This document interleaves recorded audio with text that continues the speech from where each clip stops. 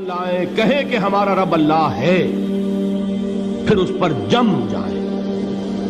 ان پر فرشتوں کا نزول ہوتا ہے، نہ کوئی غم کرو نہ خوف، خوشیاں مناؤ جنت کی جس کا تم سے وعدہ کیا گیا تھا۔ اللہ کی ربوبیت پر اطمینان جب انسان کو ہو جاتا، میرا رب اللہ ہے، ربی اللہ، انسان کے لیے نہ کوئی کھٹکا، نہ کوئی خطرہ، نہ کوئی خوف، نہ کوئی حزن۔ جو کچھ ہو رہا ہے کس کے اذن سے ہو رہا ہے؟ اللہ کے اذن سے۔ اللہ کے اذن کے بغیر پتا تک نہیں ہلتا۔ یہ کوئی اندھا بہرا مادہ نہیں ہے جس سے مجھے کوئی خوف ہو۔ اندھا بھینسا چلا رہا ہو اس سے تو ڈرنے کا ہر انسان کو ڈرنا چاہیے، نہ معلوم کس کو ٹکر مار دے۔ لیکن نہیں، اس کائنات کو چلانے والا ایک سمیع و بصیر خدا ہے، وہ جو میرا دوست ہے، میرا ولی ہے۔ اللہ ولی الذین آمنوا یخرجہم من الظلمات الی النور۔ اللہ اہل ایمان کا ولی ہے، ساتھی ہے، پشت پناہ ہے، مددگار ہے، حمایتی ہے۔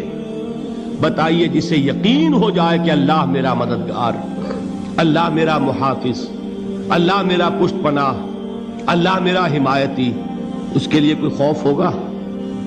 اس سے کوئی ڈر ہوگا؟ میں مثال دیا کرتا ہوں ایک بہت سادہ، پنجاب کے دیہات کی۔ تو بڑا چودھری ہے اور کوئی غریب کسان ہے۔ اس غریب کسان کے جانوروں کو ہر وقت اندیشہ ہوگا چوری کا، کوئی میری بھینس کھول کر نہ لے جائے، کوئی میرا بیل کھول کر نہ لے جائے۔ لیکن جس کے بارے میں یہ سب کو معلوم ہو کہ وہ جو بڑا چودھری ہے وہ اس کا دوست ہے، اس کی بچیا کو کوئی خوف ہوگا؟ اس کی بھینس پر کوئی ہاتھ ڈالے گا؟ اسے کوئی اندیشہ ہوگا؟ نہیں۔ کیوں؟ کہ وہ بڑا چودھری، بڑا اس کا یہاں کا سردار، جاگیردار، سب کو معلوم ہے وہ میرا دوست ہے، کوئی میرے خلاف اقدام نہیں کر سکتا۔ اس دنیا میں یہ چھوٹی سی بات اگر آپ کے دلی اطمینان اور سکون کا باعث بن سکتی ہے تو ذرا تصور کیجئے۔ میں لفظ تصور استعمال کروں گا صرف اس لیے کہ اس کا ہم جس کو کہتے ہیں ادراک اور شعور کر نہیں سکتے، اگر کے ساتھ کر سکتے۔ اگر یقین ہو کہ اللہ میرا مددگار اور یقین ہو کہ اللہ ہر آن میرے ساتھ ہے، پھر کوئی خوف؟ کس کا خوف؟ کوئی شے اللہ سے بالاتر ہے؟ کوئی قوت اس سے زیادہ طاقتور ہے؟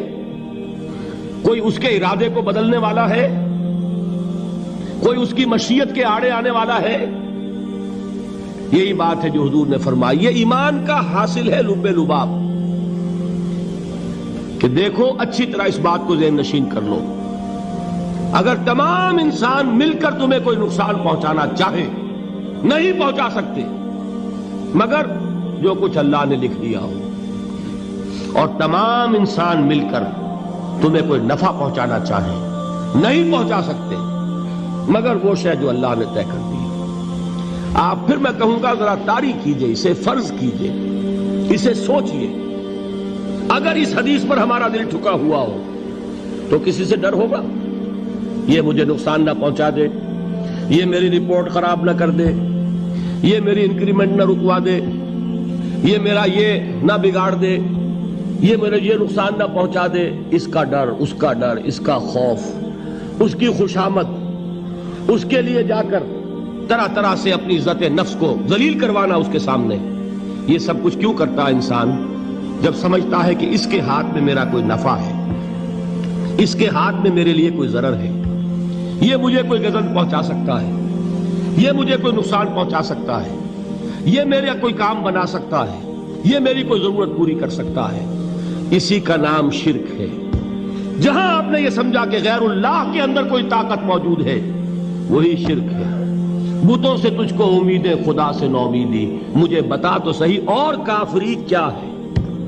شرک تو یہ ہے۔ جس پر بھی تمہیں یہ خیال ہے، کلمہ ہے یہ کلمہ سوم، لا حول ولا قوت الا باللہ، ذرا اس پر دل کو کبھی اگر آپ تصور کریں، پھر فرض کریں، دل ٹھک جائے اس پر، کوئی طاقت نہیں۔ یہی بات تھی جو شیخ عبد القادر جیلانی رحمۃ اللہ علیہ نے اپنی وصیت میں اپنے بچے سے کہی.